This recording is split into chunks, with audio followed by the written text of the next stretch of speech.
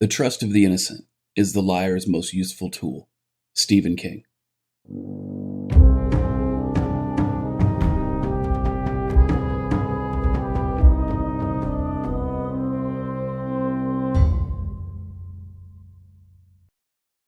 When feminists talk about her story, they're talking about women's histories from a feminist perspective. When I took a closer look at different her stories, I noticed a trend. There are specific groups of women feminists completely ignore. With that in mind, I agree with feminists that all women's stories deserve to be told. So, this series aims to bring attention to women feminists ignore. The focus of this series are the women who are criminals, sex predators, DV perpetrators, and other women who act unethically and dishonestly. It's important to bring attention to these women's stories because many of them, by themselves, completely debunk the false feminist narrative of patriarchal oppression of women. With that out of the way, welcome to Her Story for June 13th, 2018. Our first story comes from Tennessee about Sarah Elizabeth Sudarth. She falsely accused a man of sexual assault and was finally caught and charged after 2 years of investigation. WVLT Channel 8 from Knoxville, Tennessee reports, according to the Tennessee Bureau of Investigation, the allegations involved a Jamestown man. Sarah Sudarth, 24, allegedly told the agency she visited the man's home in December 2016 and he sexually assaulted her there. After an investigation was complete, TBI determined the assault did not occur. The Fentress County grand jury returned an indictment against Sudarth last week, charging her with 1 count of filing a false report. Sudarth turned herself in Tuesday morning and was booked into the Fentress County Jail on a $2,500 bond. Here's a picture of her. I love the fact that she's got a t-shirt on that has the Bible quote that says, "She's clothed in strength and dignity." It's especially amusing in light of the fact that she's wearing it for her mugshot. The virtue signaling hypocrisy is real.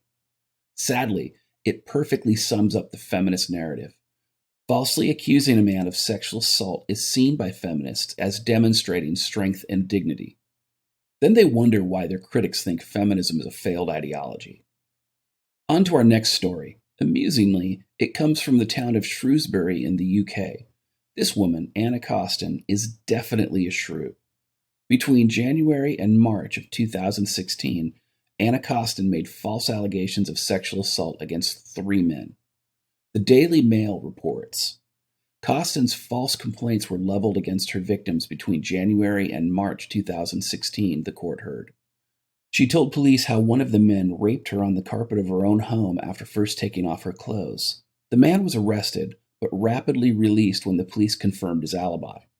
But soon afterwards, Costin made another complaint of sexual assault against the same man, claiming he had grabbed her breasts.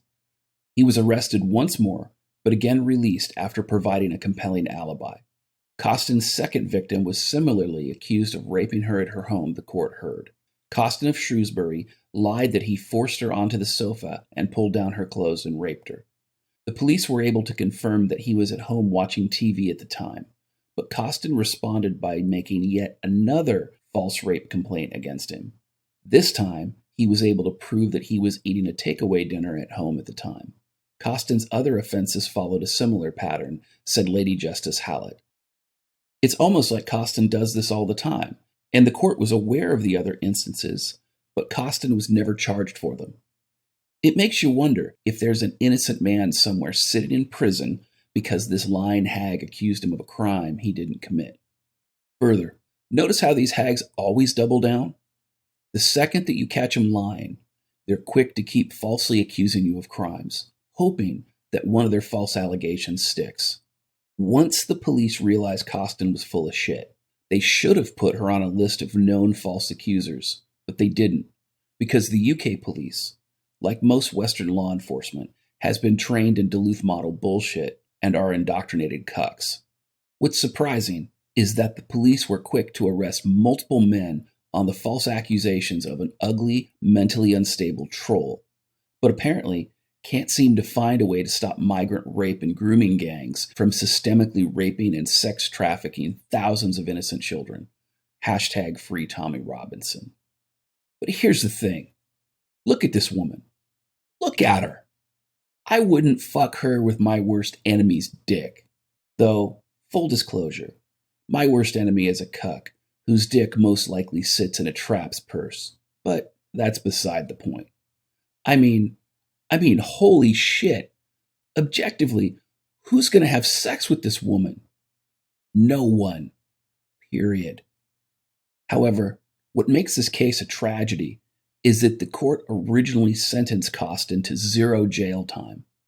Apparently, the excuse the cuck court used to justify the overly lenient sentence was that Costin had an extensive history of mental health difficulties. This is code for she's batshit crazy. So apparently, a man can be arrested on the false allegations of a known batshit crazy woman. But innocent children can't be protected from being raped and sex trafficked by migrant rape gangs, even though there were credible allegations over the course of decades. There was even evidence that some of the police may have either been in on it or looked the other way, as the citizens they were sworn to protect were being raped and sex trafficked. Is anyone else seeing the hypocrisy here? It's almost like the feminist silence about the migrant rape gangs demonstrates that feminism was never about equality or protecting women and girls. However, what makes this case such an anomaly is the superhero of this case, Attorney General Jeremy Wright. This man deserves a goddamn medal. He attacked the judge's original verdict as unduly lenient and appealed the bullshit sentence of 0 jail time and won.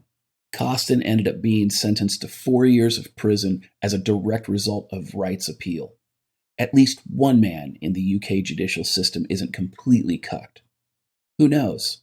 Maybe there's hope for the UK after all. If you've enjoyed this video, found it educational or insightful, please like, share, and subscribe to my channel, both on YouTube and on Bitchute.com. And don't forget to hit the bell so that hopefully you'll be notified when I upload new content.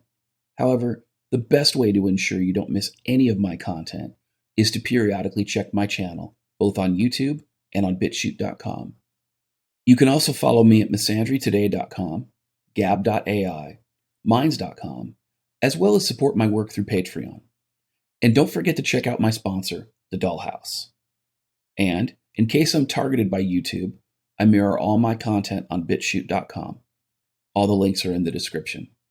I'm DDJ, and this has been your dose of Misandry Today.